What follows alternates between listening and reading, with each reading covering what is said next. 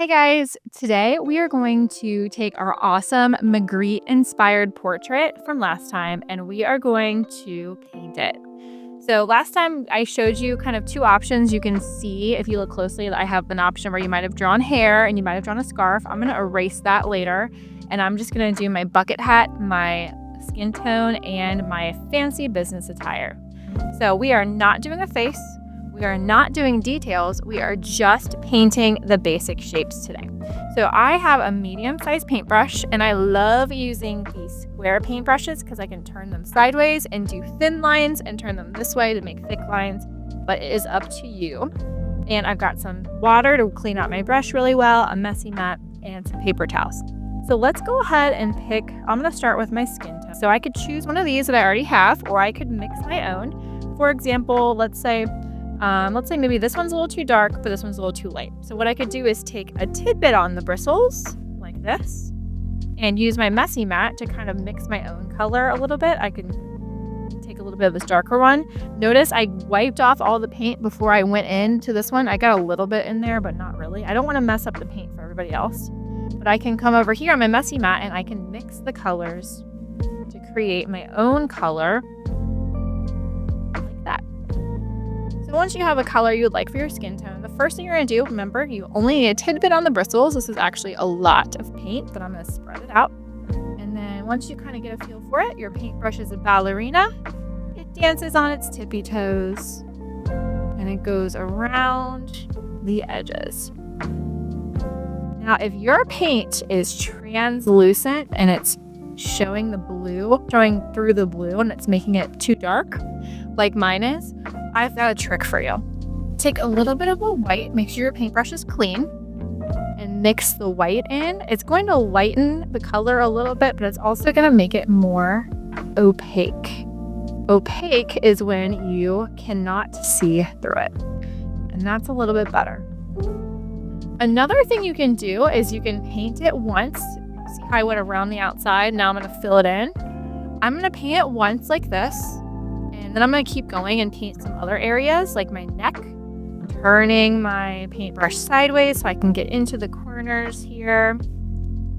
And then once my neck, I'm done painting the rest of my portrait, I can go back and I can paint a second coat so that you can see it a little better.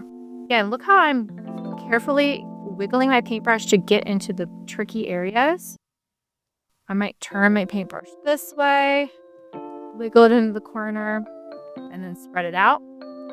And another thing I want you to do is if you see big globs of paint on your paper, I want you to spread those out. You really want a nice flat surface when you're painting. You might even paint in one direction.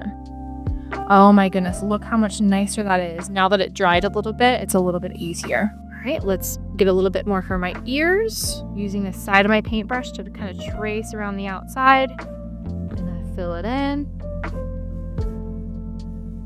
If I had hair showing, which I actually could have hair kind of showing behind it, I could rub the paint off of my paintbrush and get a new color, or I can, in the bottom of my paintbrush, dry it off and then get my color from my hair. All right, let's let that dry. I can go over that again later. And let's move on to the bowler hat. A tidbit on the bristles, just like that. And then we are going to go, like I said, around the outside. Turn your paintbrush if you need to. And this black is very opaque, so you can not see through it.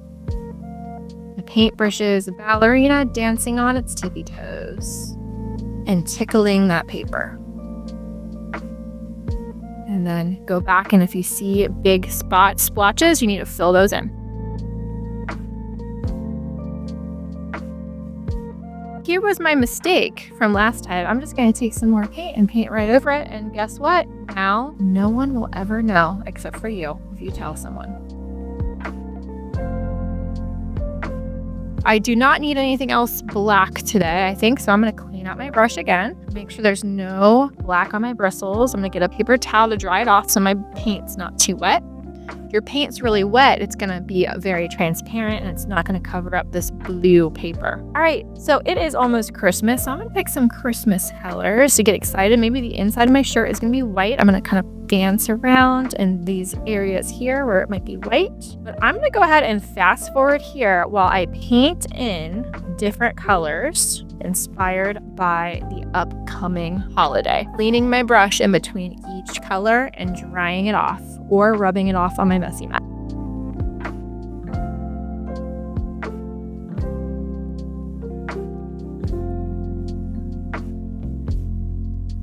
Okay, so you might have noticed that my red is also very translucent, and that means you can see through it. So I am adding a little bit of this pink color, and that's actually helping to make it not so translucent. And even though it's pink is light red, right? So you can always just mix a little bit more red into it after it covers up that blue paper. And then just like we're gonna do a second layer on our skin tone, we can also do a second layer on the red too, if that is a little bit too pink for you. So let's go ahead and add a second layer to my skin tone. Notice how I'm holding my paintbrush at the top of my paint brush. I'm not holding it like a pencil. I'm holding it up here. That gives me more control and it helps my hands not get messy. If your hands are super messy, it means that you are doing something wrong. You got too much paint on your brush maybe, or you're leaning all up over your paper. You want to kind of keep your hand up here and just a little bit of paint at a time. If you have a little bit of paint on you, like I do, that means you're having a good time and you're just doing art, and that's fine. So let's add that second coat.